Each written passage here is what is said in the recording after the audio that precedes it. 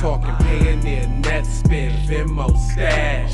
Too many ways for you to run my cash. Check reparations, check reparations, check reparations, check reparations, check reparations, check reparations, check reparations, check. Yeah, well if you talking compensation, it's about that time. You get everybody. Aw, yiggity. And we back in the higgity. It is the keep it be biggity, baby. Listen, man, I'm sick of people trying to tell me and my people what to do. Sick of it. So it says, as a nation celebrates Juneteenth, it's time to get rid of these three myths about slavery. Is it now? Let's see what you got for me. It says, hold on, let me blow this up. You know I'm old now. You know my eyes is bad now. My catarrh is there, boy. You know now, my retinas. Temple Cummins stoically stares at the camera with her arms folded in her lap, sitting stiffly in a chair in her dusty, barren backyard with her weather-beaten wooden shack behind her. Her dark, creased face reflects years of poverty and worry. The faded black and white image of Cummings and from the 1937 was snapped by a historian who stopped by her home in Jasper, Texas, to ask her about her childhood during slavery. Cummings, who did not know her exact age, shared stories of interpreted woe until she recounted how she and her mother discovered that they had been freed. She said that her mother, a cook for the former slave owners' family, liked to hide in the chimney corner and the eavesdrop on the dinner conversation. And one day in 1865, she overheard her owners say that slavery had ended, but she wasn't going to let the slaves know until they harvested another crop or two. Don't that Mm. sound, don't that sound like Kamala Harris when they was fighting them fires and she wanted to keep the dudes in jail? Sounds just like Kamala Harris, don't it? Boom. When mother heard that, and she slipped out of the chimney corner and cracked her heels together 4 times and shouted, "Eyes free, eyes free." Coming told the historian who recorded. No, I don't. Yeah, I'm just letting it roll. I'm gonna She let it did roll the right now. Dorothy P. She didn't do the old leprechaun. Huh. She Ruby did. Slippered P. Did she do the leprechaun, fam? She clicked her heels 4 times. No, she Huh. didn't. Well, maybe they did. Hold up. Is that where the Dorothy got it from? Is that where they took it from, the Wizard of Oz, P? Ain't this Mm. before the Wizard of Oz? So is that where they took the click your Mm. heels from? Mm. Good question. It goes on to say Cummins told the historian who recorded her story for a dual writers project that collected the narratives of formerly enslaved people during the Great Depression. She runs into the field against the master's will and told all the slaves that they can quit work. The story is one of the first recorded memories of an experience that would inspire the creation of Juneteenth and the annual holiday celebrated at the end of slavery, with the U.S. will become the commemorative of this Monday. It marks the moment in June of 1865 when the Union troops arrived in Texas to inform the enslaved African Americans that they were free as of executive decree, and many people like Cummings in the remote areas of Texas and elsewhere didn't know that they were free from their white owners because they hid the news. So Juneteenth has become known as America's second Independence Day. That's why people are so mad. Now the federal holiday, which is going to be bigger than 4th of July, is celebrated by parades, proclamations, and ceremonies throughout the U.S., and it commemorates the moment when enslaved African Americans were freed. The U.S. is still held captive by the myth that slavery and people like Cummings. Hold on. The U.S. is still held captive by myths about slavery and people like Cummings. What do you mean held captive? What do you mean? Man, if you so captive, you just cut the check so That's you what can I'm get saying. free. Pay what you owe. How about that? Break those chains. Just get them all off. Get it off your chest. Dang. Liberate yourself.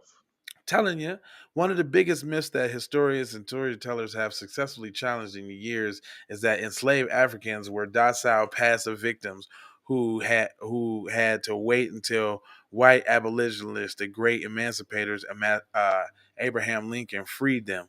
Black soldiers, for example, played a pivotal role in winning the Civil War. The new understanding of slavery has led to a historical shift. It is no longer proper to refer to people like Cummins as simply slaves. There's been a shift in the historical community attempting to not define the period of people by what was done to them, but the sense of their identity and become a noun, a slave, but rather than that they were in the process of being enslaved, says Tobin Miller Shearer, a historian director of African American Studies at the University of Montana. And I quote, they were slaves who did that.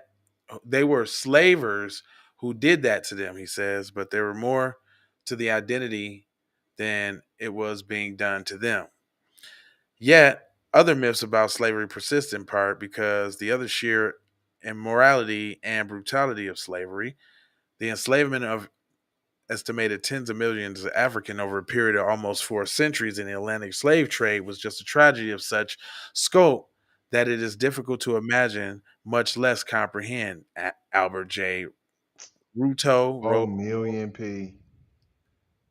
over 10 million. He said 10 million people over 4 centuries. So for 400 years. It was way more than 10 million people, I'm sure. Myth number one. How you get, fam, how you get 10 million people over here, P? They didn't. On boats? They didn't. Don't They be some of them die? Dude, they would still be bringing boats over here right now to get to 10 million people, fam. Come on, fam. That don't even make sense. Dude, you You can't even. just told us we was already here, P. You just Mhm. said some folks came over on boats and was free, P. You just said that. You just traced my man's lineage back, Victor Blackwell, and you just said that they had land. You just said they could read. I thought you said slaves couldn't They read. They was didn't look, understand look. English. They They from was filing Africa. lawsuits. Filing lawsuits at the courthouse. I'm saying, would you can't have it both ways, fam. That's what I'm trying to tell you. It says Smith unearthed the narrative of a woman named Susan Merritt of Rusk County, Texas, who recounted that what happened with some people like Cummins in Texas that tried to claim their freedom. Lots of Negroes were killed after freedom, bushwhacked, shut down while they were trying to get away. Shot down while they were trying to get away. You could see lots of Negroes hanging from trees in Sabin Bottom right there after the freedom. They would catch them swimming across the Sabin River and shoot them. Mm. I thought you said she clicked her heels after coming out of the cubby hole, clicked her heels 4 times and said, Lord Almighty, I'm free at last. And then she ran out into the whoop against the slave master's wishes and yelled it out to all the other slaves, and nobody did nothing. Why they didn't shoot her? Mm. Now, there was a practice of taking away black freedom through other means, like convict leasing programs and corrupt justice systems throughout the South. A historical black historian Douglas J. Blackman accounted in his Slavery by Another Name. It says the lessons from slavery. Fam, Slavery. Hmm? fam, fam. The last story was Blackwell. We talking about slavery, Blackwell. Now Mm. you went and got black men? Yeah. Okay, continue, sir. It says myth number two. Enslaved Africans came to America without any culture or civilization. Yeah, that's a myth. They talking about images of half naked Africans stumbling into America's shores, blah, blah, blah, blah, blah, blah, blah. We already know what y'all think about that. Number three, enslaved Africans were brainwashed by white man's pie in the sky Christianity. Well, wait a minute. Hold on now. I gotta see what they're saying on this. In the Museum of the Bible in Washington, there is a special exhibit of an artifact that is so rare that there are only a handful of now in existence. It is what is historians call a slave Bible. It is a copy of a Bible that was used to British missionaries to convert enslaved African Americans. Published in 1807, the Bible deletes any passages that may inspire liberation. About 90% of the Old Testament, is missing, along with half of the New Testament. They literally blacked out portions of the Bible that had anything to do with freedom, anything to do with equality, anything to do with God delivering folk, he says. The theology professor said from California. There is a misconception that Christianity was successfully used to create docile slaves who were conditioned to heed the New Testament passage, such as slaves obey your earthly masters, Malcolm X declared. Christianity as a white man's religion used to brainwash black people to shout and sing and pray until we die for some dreamy heaven in the hereafter, while the white man has his milk and honey in the streets paved with gold right here on earth. But historians like Harris say most slaves disdained that type of Christianity and that was taught to them. Many instead discovered those missing passages in the slave Bible, such as the Old Testament of God fearing Israelites from Egyptian capacity. It was no accident that many black leaders who led freedom struggles, from Nat Turner to Reverend Martin Luther King, were Christian ministers. Instead of Christianity being a religion of African oppression, many interpreted it as a religion of freedom, Harris said. But wait a minute. I'm a little confused. How did they get access to the other Bible? If they took all of that out and they say, like, well, okay, so they had the slave Bible the whole time until what? After slavery was over, and then they got a hold of the real Bible and then start finding the other passages that they could have used while they was in slavery for their empowerment? Is that what I'm getting? I got one even better. Come on. I thought they couldn't read and write, so how'd they read the slave Bible? Well, did you see A Birth of a Nation and Nat Turner joint? You know I ain't.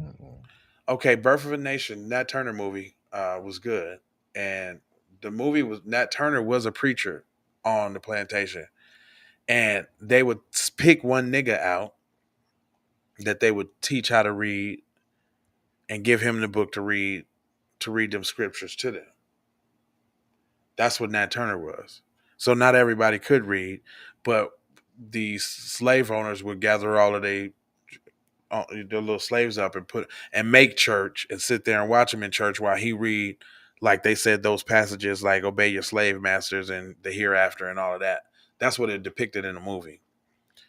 So one person could read, and a matter of fact, they used to take um, Birth of a Nation. What's up? I forgot what I just said his name was. Nat Turner. They used to take the slave owner that owned Nat Turner used to take him around to different plantations for Nat Turner to preach to the other plantation and the other slaves when they wasn't acting right. That was his job in the movie. And then what happened was they little white, I think it was like they little white daughter or something was kind of feeding him the other knowledge. And then that's what he started to rebel on. Like the other passages he started to get. Oh, here He we got go. The Great White Hope. well, yeah, yeah. If it But wasn't for her what giving feeding him the other knowledge, he would still be lost. yeah, so I didn't even see that, but you're right. It was something like that. And don't quote me on that if that's not exactly how the movie went. But I'm trying to make sense of it now that they actually explained that there was two different Bibles. And I'm like, okay. No, no, no. Actually, that makes a lot of sense because they was paying him to go around to read the slave Bible, and the slave Bible didn't have the revolt stuff in it. But he had got that knowledge from, like you say, the white savior in the movie. I think that's how it went. It says That's a question that no holiday celebration can answer, but one historical debate has been settled. Even if the stories of the formerly enslaved are forgotten by history, we live in a contemporary America that is profoundly shaped by how it resisted the cat. Now, hold on.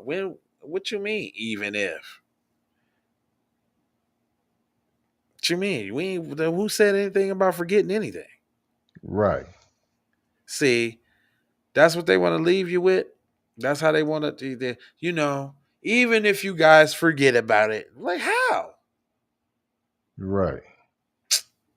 They just Let's can't just resist. forgive and forget the whole thing. It ever happened. Hmm. Yeah, as soon as you cut that check. Listen, I ain't going to hold you, but I'm going to hold you for just coach about being on code. And you should know what you're celebrating and what you're celebrating it for. I need you to go ahead and share this to all the people that need to see it. Comment your vomit, like for the spike, subscribe if you're live. This is where you share that. Don't be scared of that. Don't be a scaredy cat. You know what I'm saying? And I got 4 words for you: love, blessings, and aloha.